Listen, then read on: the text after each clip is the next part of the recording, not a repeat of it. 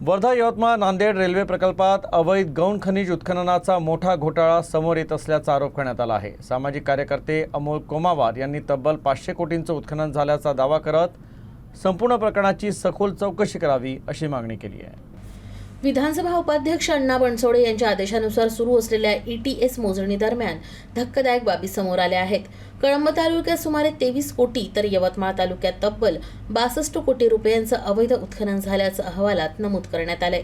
ही मोजणी केवळ रेल्वे ट्रॅकपुरती मर्यादित असून ट्रॅकच्या दोनही बाजूंना मोठ्या प्रमाणात डोंगर पोखरून गौण खनिज काढण्यात आल्याचा आरोप आहे।